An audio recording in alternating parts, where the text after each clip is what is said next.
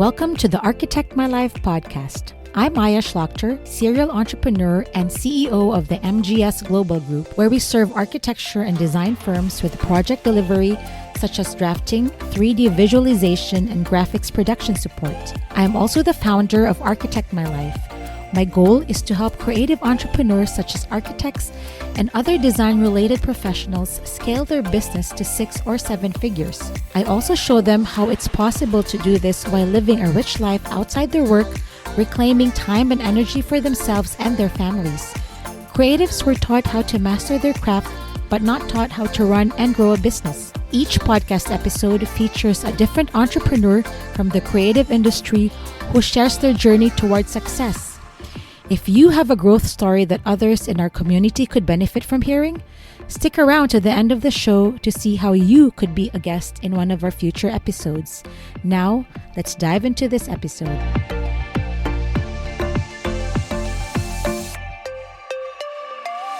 I am so excited to introduce our guest today, Hafsa Burt. Hafsa Burt has been practicing architecture for over 21 years. And her portfolio includes massive projects like the San Francisco Airport, institutional buildings, multifamily, hospitality, retail, you name it. She previously worked at Frank Gehry and Associates and SOM before starting her own company. Hafsa is an environmentalist, and also her firm has been a pioneer of healthy buildings and environment sustainability before the terms were even industry norms, having been involved in initiating green building and ordinances and design standards. She is also a multi-award winner. I mean, she has like several awards, some of which you probably have heard of. The AIA Young Architects Award, and recently Innovation in Design by Fast Company for her Box Factory project. And more impressive, I mean, not that it wasn't impressive enough, she has spoken in over 100 conferences and talks on indoor air quality and carbon neutrality. And I'm excited to welcome Hafsa Burt. Welcome to the podcast. Thank you. Appreciate it. So tell us about you and tell us how you started your company. So I've been practicing for 22 years, and my personal passion has always been environmental sustainability and just an awareness of resource preservation and conservation strategies. So I tried to introduce those concepts when I worked at larger studios, and it just wasn't a priority. And so I knew that as soon as I get licensed, I would probably start my own studio and focus on these issues, just because it was a personal ideology. I mean, it followed a personal ideology, and it was a personal passion of mine. And so as soon as I got my license in 2006, I started my studio. And right off the bat, I was able to collaborate with one of my previous bosses, Harry Overstreet. And it was, and we worked on a project for San Francisco Airport. I was one of the consultants on it. And we also worked on Merritt College and West Oakland Teen Center. So instead of starting small, because of those collaborations, I was able to build up a good enough portfolio and also gain experience as a business owner. Wow, I'm speechless. That's pretty major to have the San Francisco Airport as one of your projects as a consultant or collaborator. Congratulations. You probably it was probably a learning curve to just move to huge projects, right? Was it? Yes. No, because the teams are very strong. So it's actually very, the projects at the airport move very smoothly because the team composition is so strong. MEP, architectural team. It was a design build, so Hensel Phelps was the GC on it. And it wasn't the entire airport project. It was like, one of the projects at San Francisco Airport, because San Francisco Airport is pretty big. And it was a secure. Pretty interesting. Yeah. So I have a question. You consider yourself an environmentalist and a pioneer. And I know a lot of people, just kind of start becoming environmentalists And I don't, like I really admire what you've been doing the past few years in your practice, that you're really promoting sustainable design and healthy building and environmental sustainability. I think sustainability should not be a suggestion, but an obligation in all the firms. What inspired you to, become, a pioneer? So like I mentioned, I've always been interested in resource preservation, the planet's health. And this is like even before I started my studio. And that was one of the reasons why I started my studio, because I wanted to focus on it. Right when I graduated college, the Kyoto Protocol was introduced. And we knew that we have these impending deadlines to meet to keep the climate change or the GWP potential of, development industry or any kind of industrialization under a certain degree threshold to even consider that the planet would survive or the people would be okay. And Kyoto Protocol came around in the late 90s. So if anybody was following what was happening and the impending deadlines that we had to kind of observe as a global community, they all became environmentalists. And I was just graduating college, and I was pretty passionate about these, the stuff that I was reading and what was happening around the world. I was just more aware. And that was 22 years ago. When I did my thesis project in college, it was a compact city within an urban environment that was mixed use, and it was sustainable. So I was thinking about these things a long time ago. It was just a personal passion. That's great that you're able to convert your passion into your business. A lot of clients don't understand the importance of sustainability, and a lot of this building systems could really be expensive and costly. So how do you promote that when you're working with a client who has a tight budget or something like that? I think you just have to educate the clients and then show them different options. And because of LEED, which has been around for so many years, a lot of these sustainable measures have gone down in pricing just because it's become competitive. And so I think it's all about educating the client through the process and letting them understand that, whatever your initial cost may be, you can always see the life cycle impacts of it, and it pays back. And it's also pays back positively for not just the project, but also for the planet.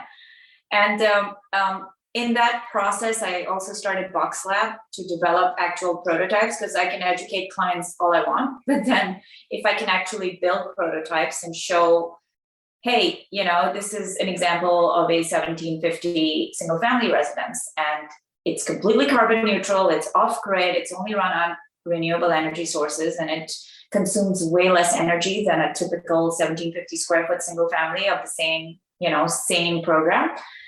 Then I have a living prototype that I can actually do a tour and say to a potential developer of potential residential development, and say, hey, look at this. This is a prototype built, and it's a quarter of the money that you'd spend on a comparable single family residence, which was not carbon neutral.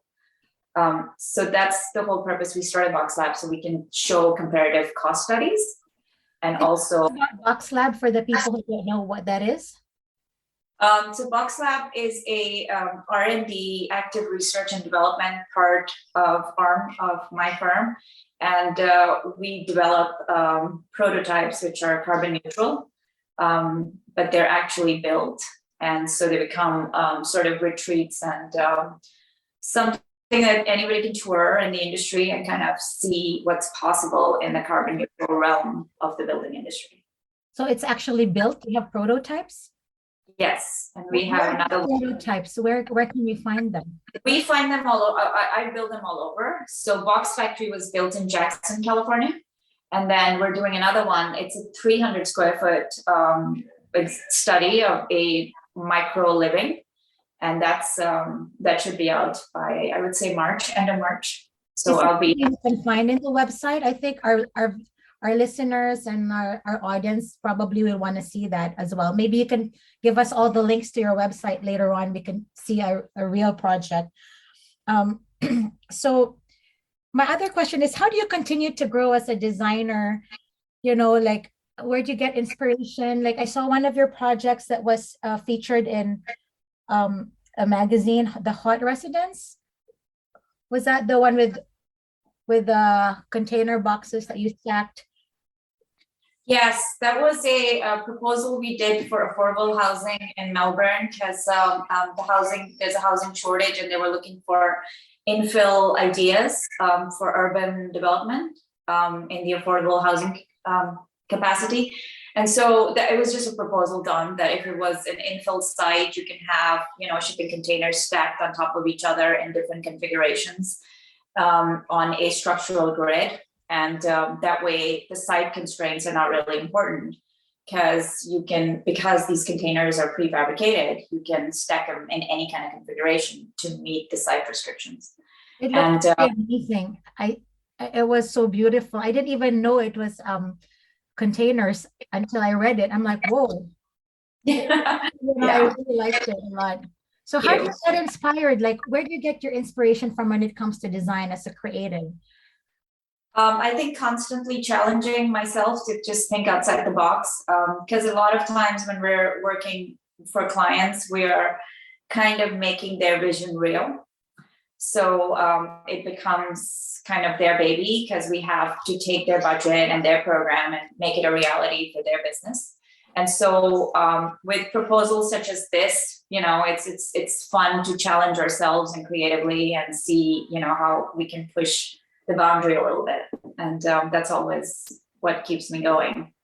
I could do product design, and I also sculpt and paint.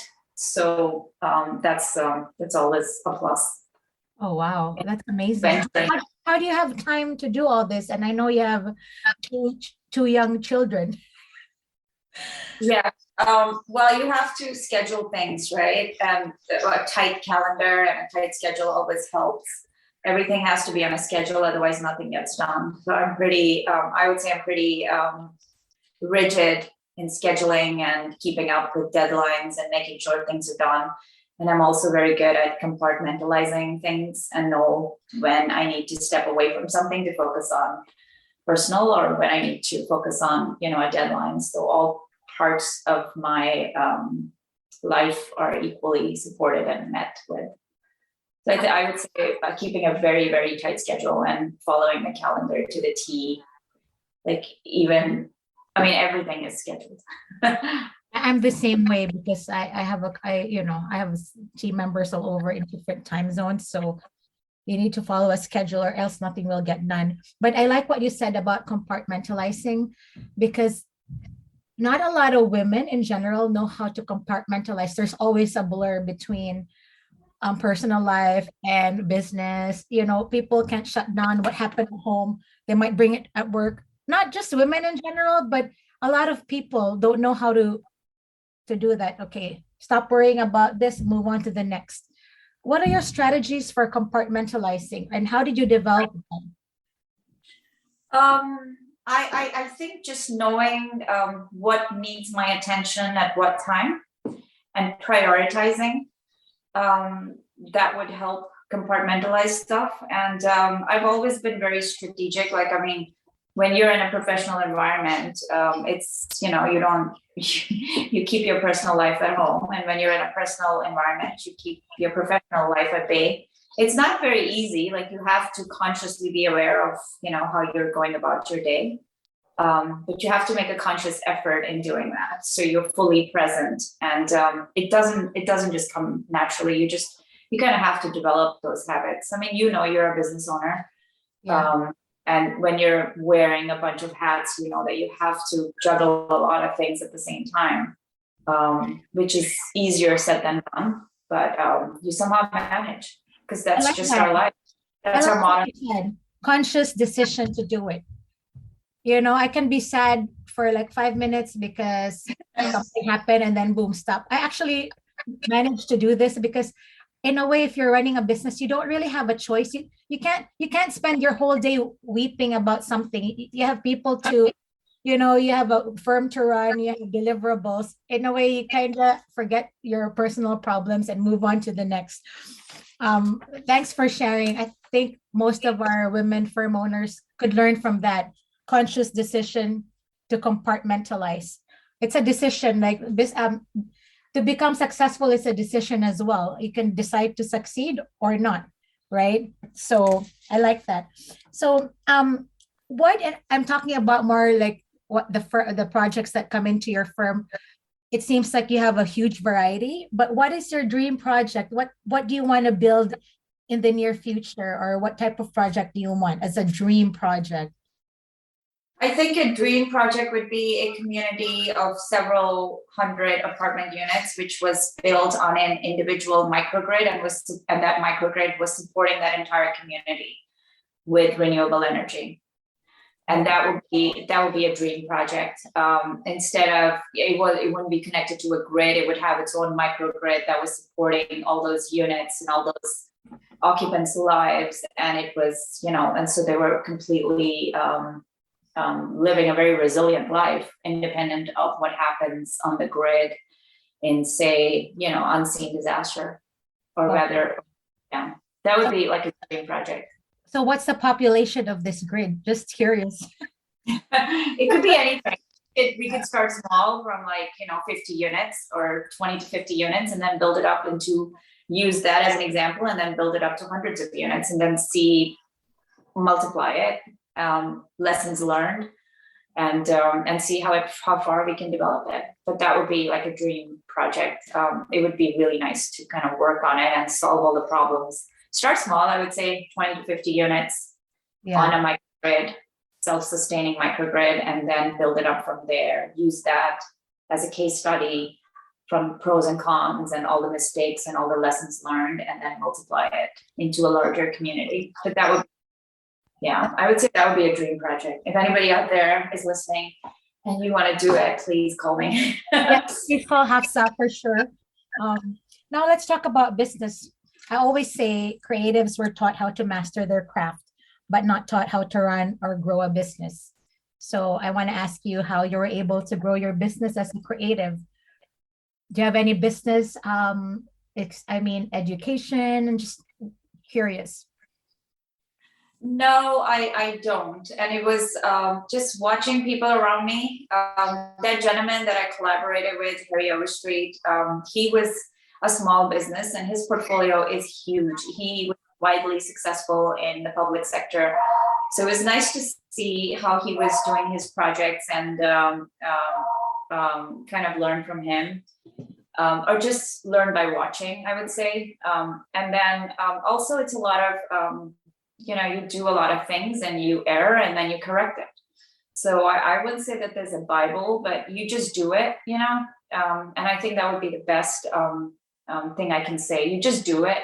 And if there are errors or, if it's a mistake, you learn from it and you grow from it and you move on. And if it's a success, you learn from it and then you move on too, and see how you can scale it. But it was a lot of, I would say, you just try on the job and learn from it, grow.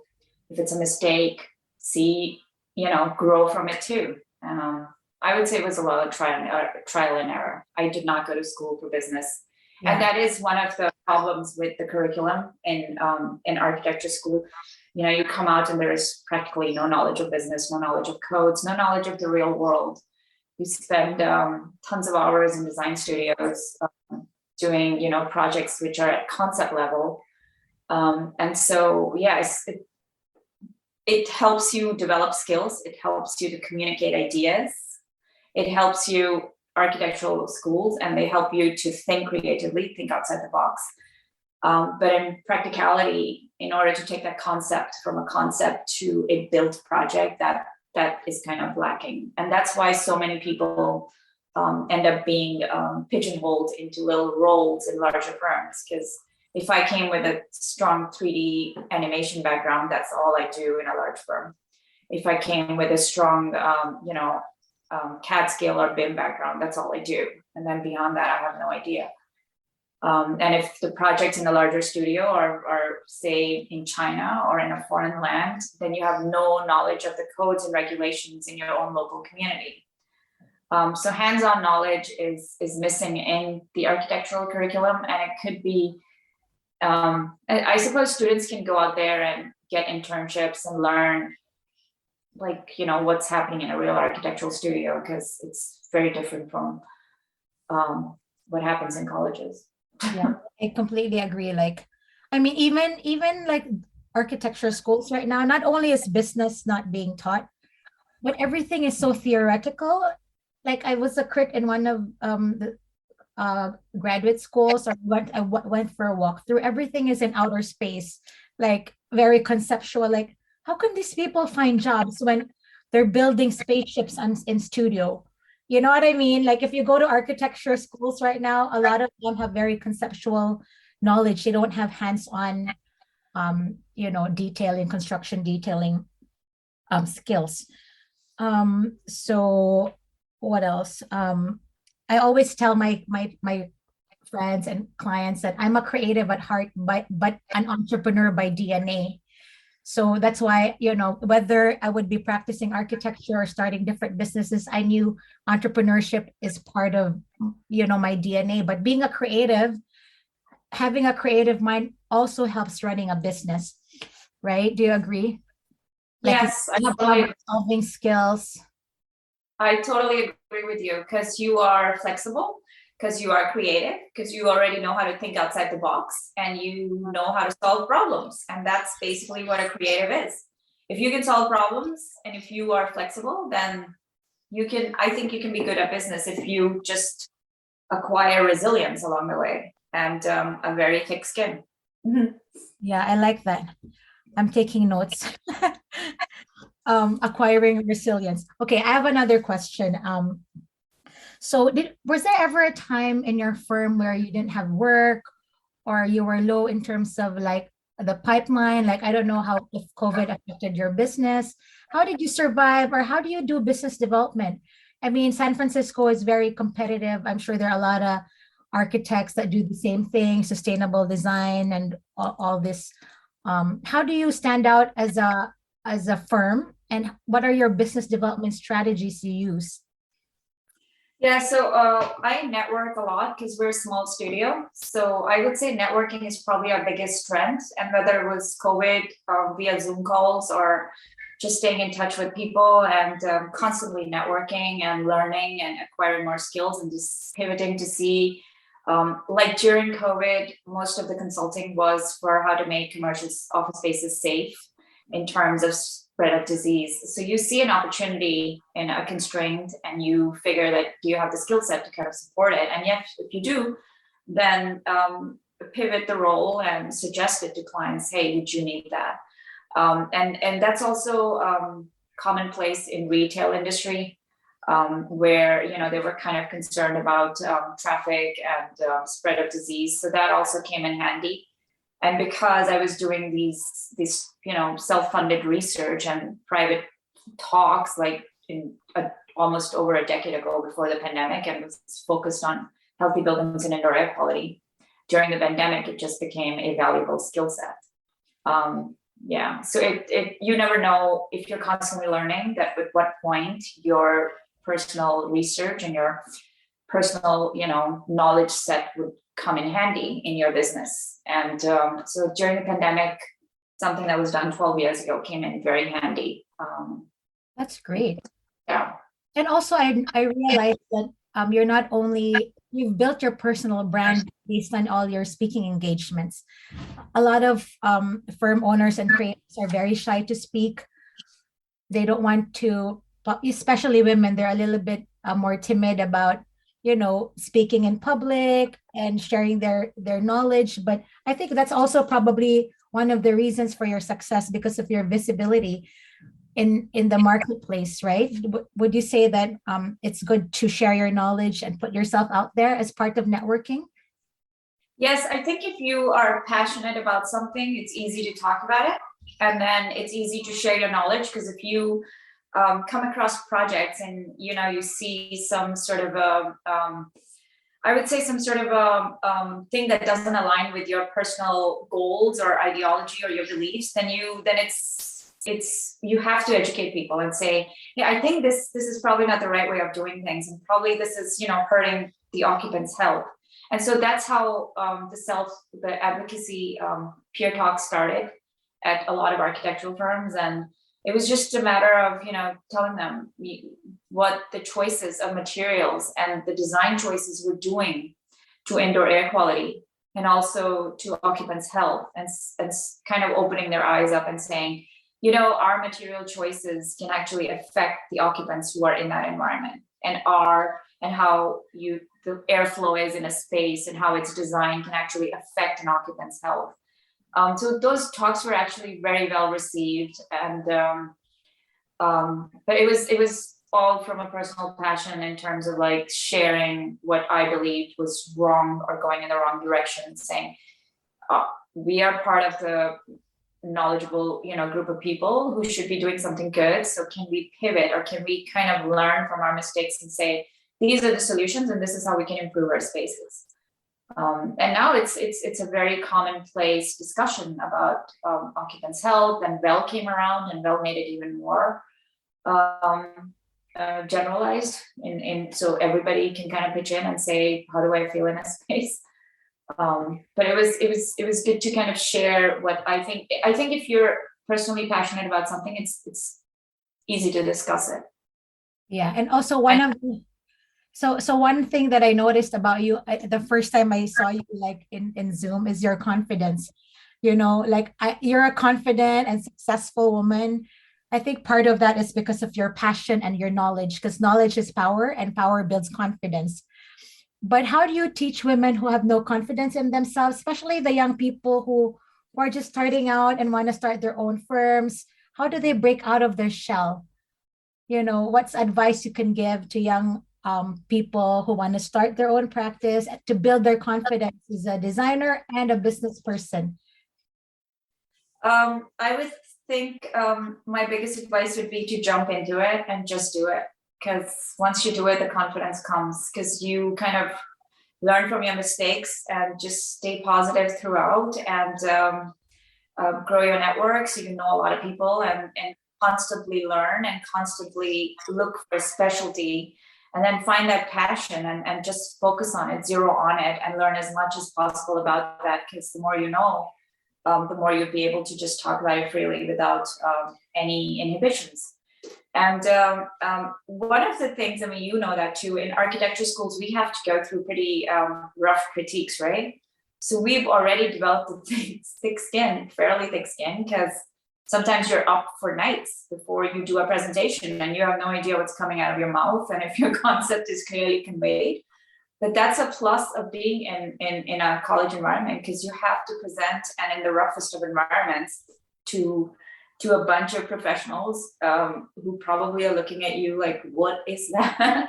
And you have spent, you know, your blood and sweat the past few weeks on it, and you have to present it and convey your concept accurately. So we already have that skill set, we already have that experience, and having a thick skin through that process is very helpful in our profession once we're actually practicing. You know that. And I like what you said, just go for it. Like before a quit, you just kind of you have no choice.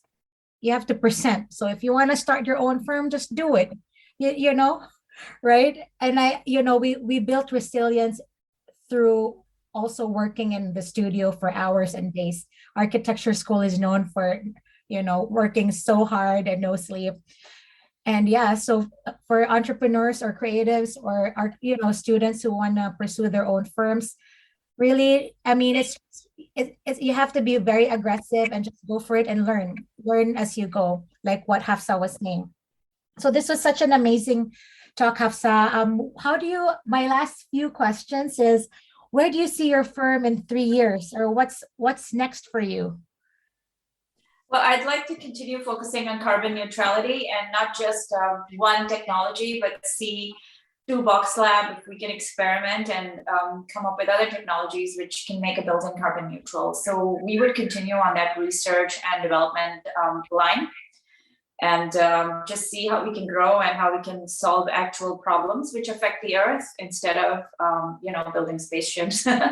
Because the more, we all want to build those large towers and hanging spaceships, but the thing is that we have so many real problems in the world, and the people here are so precious that I want to focus on solving real problems which have societal or environmental impacts, especially for disadvantaged communities.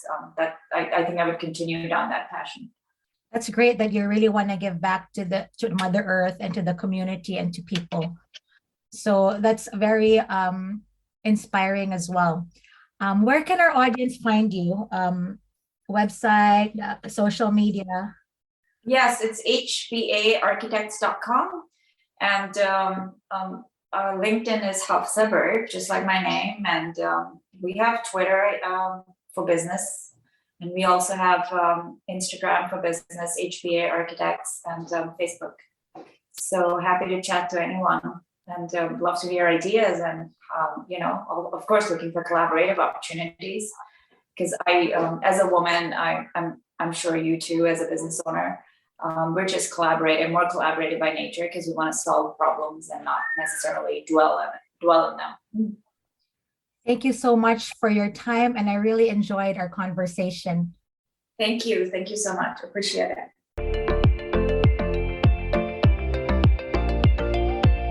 Thank you for listening to the Architect My Life podcast. We'd love to hear from you on social media using the hashtag Architect My Life podcast. Be sure to follow us on Instagram at aya_Architect My Life. That's Aya, AYA_Architect My Life. And for women firm owners, I invite you to join the Architect My Life private Facebook group. If you haven't already, we'd appreciate it if you'd subscribe to the show, as well as rate or review us wherever you access podcasts. And if you think you have something to add to the conversation through your success running a business, we invite you to apply to be a guest in one of our upcoming episodes. Visit architectmylife.com/podcast to learn more.